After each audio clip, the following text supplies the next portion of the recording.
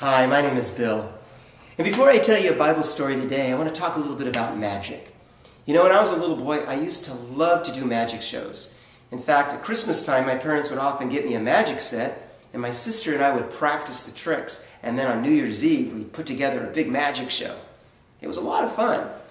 And sometimes what Jesus does looks a little like magic too, doesn't it? Jesus can make things happen that look very, very much like magic. But what Jesus does and what I did are two different things. You see, I did magic, and with magic there's always a trick. And if I share how I do those tricks with you, why, you could do it too. But what Jesus does is called a miracle. Miracles are things that only God can do. He does it because of His power. And today's story is a true story about a miracle that only God can do, and He did it for some of His fisherman friends. This is how the story goes.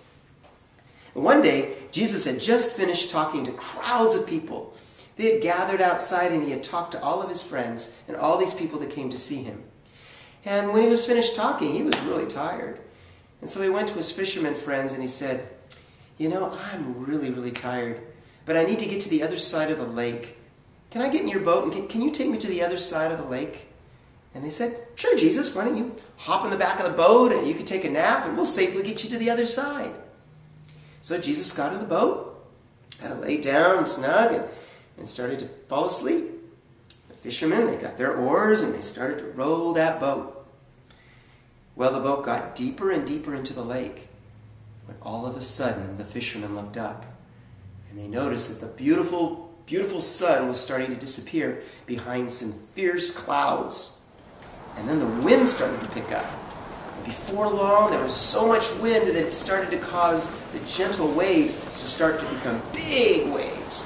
And then it started to rain, and the water got inside of the boat. And before long, the storm was so bad that that boat was just tossing back and forth. And no matter what the helpers did with the oars, they couldn't keep the boat going straight. And they knew that if things didn't change pretty quick, they would all die.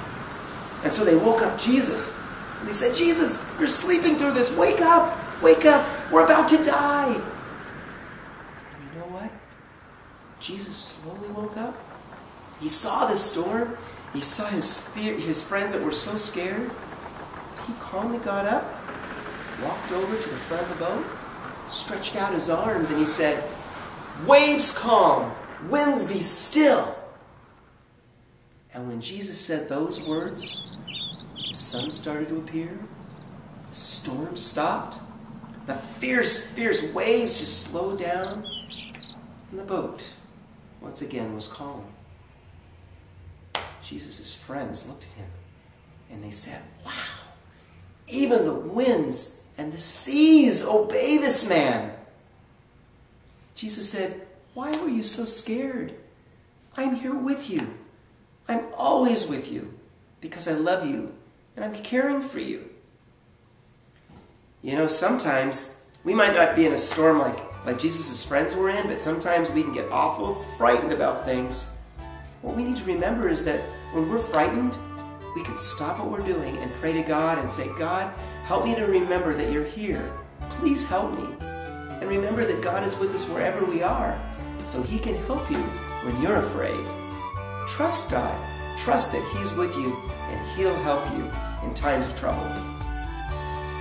Well, that's all for today. So I'll see you again for another exciting story from the Bible later. Until then, bye-bye.